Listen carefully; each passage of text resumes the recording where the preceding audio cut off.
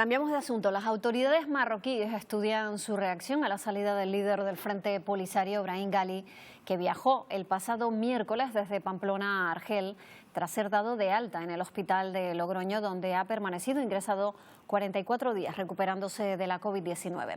El líder del Frente Polisario abandonó la península después de que la Audiencia Nacional decidiera no imponerle medidas cautelares tras tomarle declaración como imputado. Bueno, pues de este asunto y también de la actualidad informativa vamos a hablar con Héctor Gómez, que es diputado del PSOE en el Congreso. ¿Qué tal? Muy buenos días. Hola, muy buenos días. Bueno, empezamos por este asunto. Hay muchas cosas en el tintero. El líder del Polisario ya ha salido de España, pero esto no cierra ni mucho menos el conflicto diplomático que está abierto con Marruecos, ¿no? Con el país vecino. Bueno, lo decide Marruecos, su posición, la nuestra siempre ha sido la misma. Nosotros queremos mantener unas muy buenas relaciones con Marruecos. Es un socio, un país vecino, un aliado en muchos ámbitos, también de la Unión Europea, evidentemente. Y desde luego nosotros lo que sí manifestamos es nuestro malestar por la irresponsabilidad de Marruecos a propósito de la apertura del control de fronteras en Ceuta, también en Melilla en menor medida, pero especialmente en Ceuta, que se ha cobrado vidas. Por lo tanto, no es una forma de hacer política, de relaciones exteriores, en este caso de Marruecos, utilizar las personas precisamente para presionar a España, para presionar a la Unión Europea. A partir de ahí, entablar un nuevo marco de relaciones con Marruecos. Lo que ha hecho España es atender a una persona simplemente pivotando sobre el carácter humanitario, sanitario de su propia realidad. La Audiencia Nacional ya se ha pronunciado al respecto y a partir de ahí lo ha dejado muy claro también el presidente del Consejo Europeo, Charles Michel, que ha dicho que este es el momento de que entienda también Marruecos que Ceuta y Melilla son frontera con Europa. Desde esa perspectiva, dialogar, diplomacia y buenas relaciones, que es lo que procede.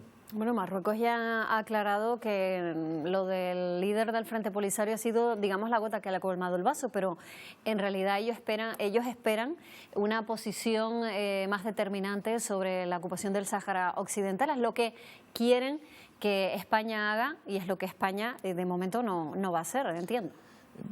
No hay vaso, es decir, no va a haber reconocimiento de soberanía de Marruecos sobre el Sáhara. La posición de España, la posición de la Unión Europea es la posición de Naciones Unidas. Efectivamente, Naciones Unidas tiene que implicarse, nombrar ya a la persona que desde hace 2 años no se cubre esa vacante, que debe llevar a cabo el proceso de negociación para una salida dialogada. El error cometido, en este caso, por parte de Estados Unidos al adoptar una posición que nosotros desde luego respetamos, lo digo lo de error por ese tuit de Donald Trump en sus últimos días al frente de la presidencia de Estados Unidos, sin atender al carácter multilateral, como se le ha dado siempre este tipo de conflictos desde la Unión Europea, desde Naciones Unidas, evidentemente ha provocado que Marruecos pretenda que la Unión Europea y determinados países se posicionen en ese sentido. Marruecos ha decidido romper relaciones con Alemania, por ejemplo. Nosotros no queremos llegar a ese punto como país y la Unión Europea tampoco, pero deben entender que nuestra posición es respetable y deben asumirla. No vamos a atender a presiones sobre el Foro Árabe, por ejemplo, o sobre otros países. Diálogo y diplomacia, ese es el camino a seguir, pero no va a haber un reconocimiento precisamente provocado por la presión de Marruecos, porque nuestra posición es sana y es un propósito perfectamente comprendido por Naciones Unidas. Hemos visto al presidente Pedro Sánchez ser tajante en sus decisiones, en esas declaraciones que ha hecho hacia la posición de Marruecos, pero es una reacción que echamos de menos aquí en Canarias con la situación migratoria, ¿no? Bueno, son 2 casos extremadamente graves, lo que hemos vivido en el 2020-2021 en Canarias, precisamente con más de 29.000 personas que se han desplazado por la ruta del Atlántico, donde también interpretamos que ha habido flexibilidad por parte de Marruecos, aunque se incorporan otros países también en este flujo del Atlántico, que evidentemente nosotros hemos atendido con máxima preocupación, ¿no? Y también hemos reivindicado una mayor fuerza por parte de la Unión Europea y lo hemos dialogado en otro escenario con Marruecos, ¿no? Se ha podido corregir, ha habido una dinámica yo creo que muy potente de derivaciones y repatriaciones y en el caso concreto de los menores pues vamos a dar un impulso también en las próximas semanas para dar cobertura, pero no es menos cierto que el presidente de Canarias se ha empleado a fondo precisamente en alcanzar, digamos que la solidaridad de los presidentes de otras comunidades autónomas y presidentas que no encontró en un momento determinado. Hoy el Gobierno de España va a liderar precisamente para que el resto de comunidades se impliquen en la acogida de menores. Bueno, pues vamos a ver qué recorrido tiene. En muchas ocasiones hemos preguntado también si podría darse una reacción similar a la que se produjo en Ceuta aquí en Canarias, salvando evidentemente las distancias. No hay una distancia tan pequeña entre una frontera y la otra. Aquí se llega en embarcaciones, no se puede llegar nadando, pero sí es cierto que ya he hecho referencia a que Marruecos ya, en cierto modo, se ha mostrado laxa, ¿no?, en esa salida de pateras desde la zona marroquí. Absolutamente, pero en el caso concreto de Ceuta y Melilla hay un desafío a la integridad territorial de España, algo que nosotros no vamos a permitir. Y me desplazo en el tiempo a diciembre del 2020, donde el primer ministro de Marruecos dejó claro que Ceuta y Melilla los colocaba incluso en la posición del Sáhara Occidental. Hablaba de Ceuta y Melilla como territorios ocupados. Desde luego no está en discusión, no hay caso sobre Ceuta y Melilla. Ceuta y Melilla pertenecen a España, van a pertenecer a España y no hay ningún tipo de debate abierto en ningún ámbito y eso le tiene que quedar muy claro a Marruecos. Por lo tanto, siendo un caso de extrema gravedad el fenómeno migratorio vivido en Canarias, en el caso de Ceuta y Melilla, hablamos de otros condicionantes que han llevado a España a actuar precisamente en la defensa de la integridad territorial, porque así lo han trasladado representantes del Gobierno de Marruecos.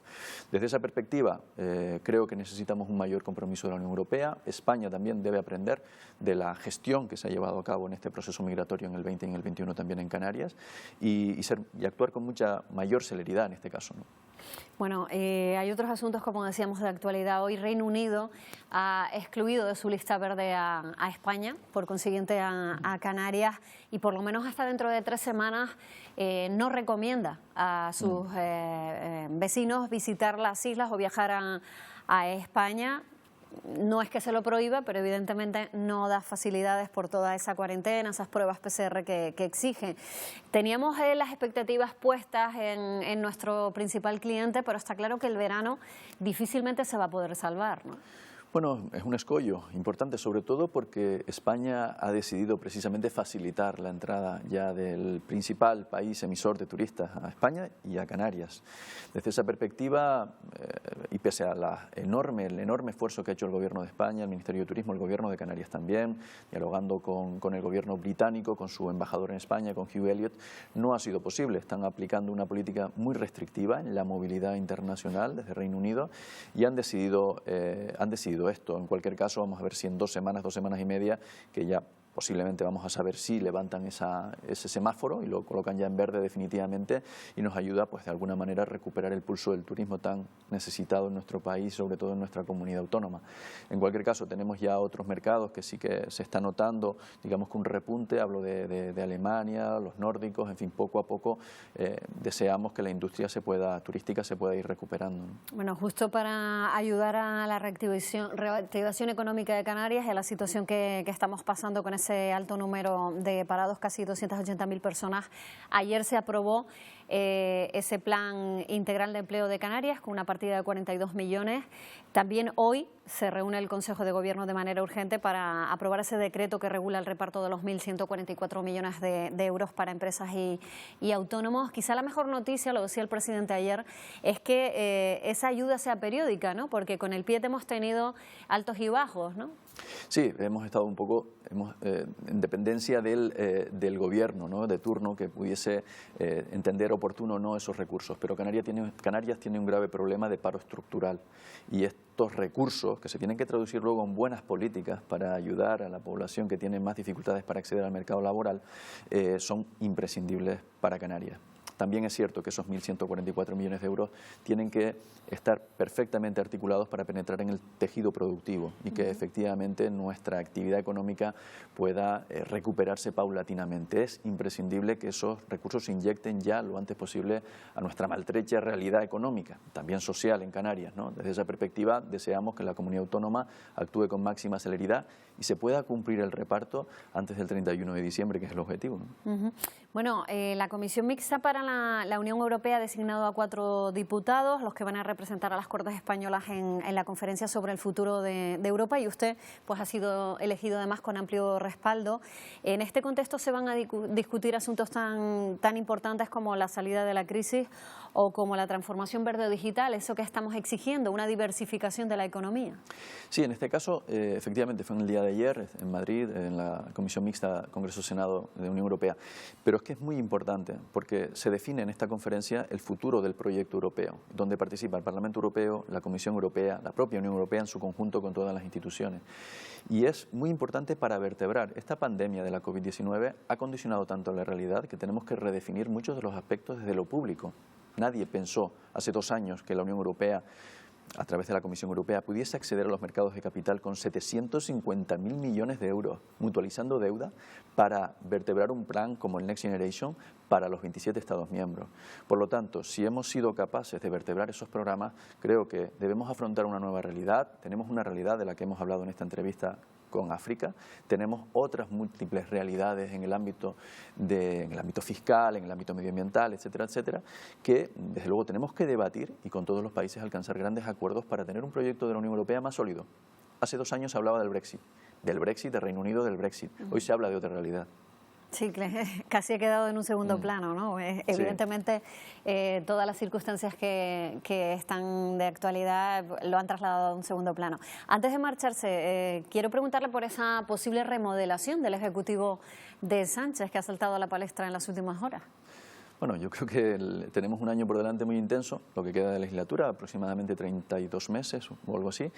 Bueno, y el presidente evidentemente cuenta con banquillo, con equipo donde elegir, donde conformar, digamos que nuevas estrategias si lo considera oportuno. Yo en este momento no lo sé que tenemos un calendario muy ambicioso. En octubre, 15, 16, 17 de octubre, el Partido Socialista en el ámbito federal va a celebrar su congreso. También vamos a renovar la estructura orgánica y cuando el presidente considere oportuno, pues renovarlo. Yo creo que siempre es bueno refrescar, impulsar políticas y sobre todo también personas que entren con ganas, con ilusión. Creo que el equipo que está actualmente lo está haciendo bien, pero siempre es bueno impulsar y más en una situación de desgaste como la que se ha vivido en los últimos meses, ¿no? O sea, que no cierre la puerta usted a que se produzca esa posible remodelación. Es una decisión del presidente. Cuando hablamos de un gobierno, como un gobierno de un país, estamos hablando de una estructura muy grande, ya no solo de ministros, de ministras, de secretarios de Estado, de grandes organismos públicos. Yo creo que siempre es importante tener presente que hay que impulsar políticas públicas. La ciudadanía espera mucho de lo público en estos momentos más si cabe.